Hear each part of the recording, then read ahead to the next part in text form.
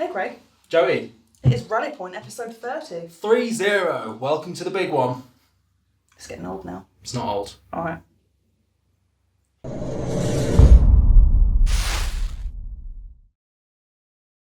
So Joey. Yeah? What hot chunks of information have you got for us today? That's grim. In Total War Warhammer news, we have a few tasty snippets of information by way of a Greenskin quest battle fly-through of the environment, as well as an update to the rosters, and just a recap of some of the things that you may have missed over the past few weeks, because there has been a lot of news. That sounds like more than a few tasty snippets to me. We've also got Darren McNally, Darren Total War, who will be delivering a call to arms to Total War fans the world over. But right now, it's Life, Oh Life, Burrows, Associate Designer, talking about Total War Arena and a new map. Life, oh life, oh life.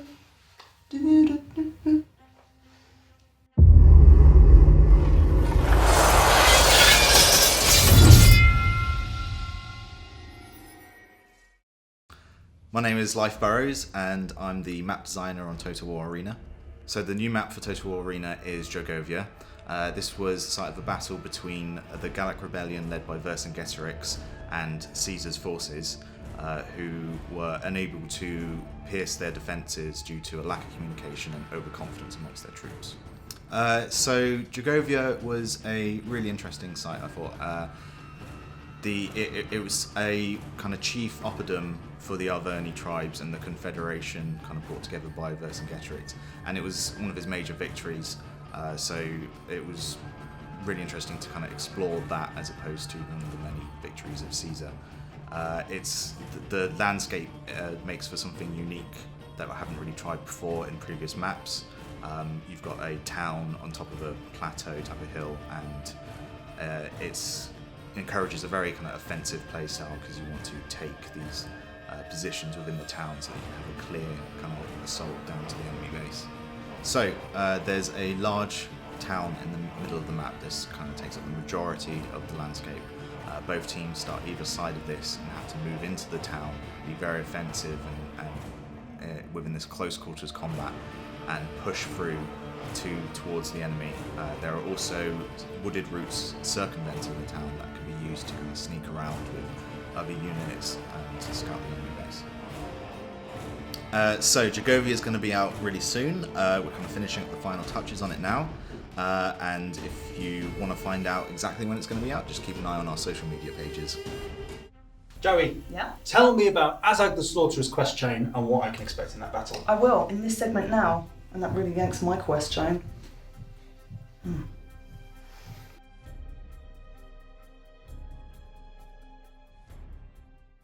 So what we're looking at now is the final battle in the quest chain for Azag's Ard Armour. The quest chain itself begins with Azag the Slaughterer feeling that something isn't quite right about his armour, but he can't put his finger on it. So he summons the shamans and demands answers. Throughout the course of the quest chain, the shamans tell Azag of their vision from the Greenskin deities Gork and Mork, that they are displeased with him, mucking about with the Umi necromancer's crown, the crown of sorcery, and it is also, frankly, a very un-orcish accessory. The shamans tell him that Gork and Mork want to see him get back to some proper stomping, and only then will they have a way of blinging up his armour proper-like. So the setup of the battle itself, we're in the burial ground of Grudznik the Magnificent, and Bretonia are defending a hill with trebuchets, archers, and have cavalry hidden in the forests to either side of you. When the battle starts, the trebuchets will start bombarding and the cavalry will charge. Will you defend and repel the cavalry, or try to charge through and take out the opposing lords and their trebuchets before they can deal too much damage? Tell us in the comments below what your strategy will be. We'll be showing you this battle in action at the end of February. Keep an eye on our social media channels for more information. So we're now out of Alpha and we can confirm there's some changes to the roster which you can see on the Wiki. And we're going to honour that by showing you a new addition to the Greenskin roster. It's the Rock Lobber. Do you know what it does, Craig? Lobs rocks. Yes, pretty much it.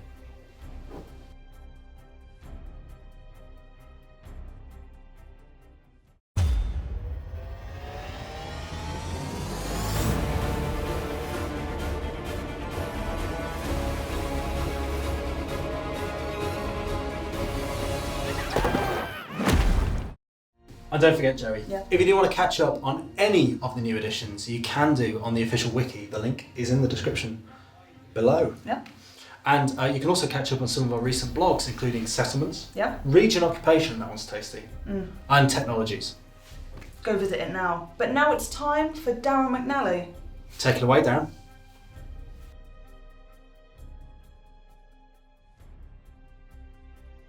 Thanks, Joey and Craig. Now, if you're interested in what's next for Total War Attila, then stay tuned to Sega's forthcoming Make War Not Love competition. Some of you may remember that we've had these competitions the past 2 years, and elephant in the room is that Relic have beaten us on the past 2 occasions, but this time it's going to be different. Now, the last 2 years, there's free DLC up for grabs, and this year is no exception. And if you want more details about what that DLC will be, stay tuned to our social media in the next couple of weeks to find out more.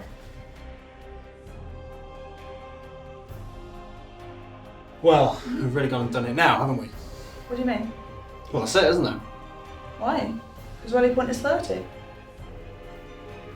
Yeah, I mean, that's it. I mean, you think the whole, you hit 30, you think the whole, everything's kind of, ahead of you. You think it's big, you just don't know what to do at that point. It's just carry on. Join us next time for Rally Point 31, where Craig recovers from his mental break and is no longer having a midlife crisis. See you then! Midlife?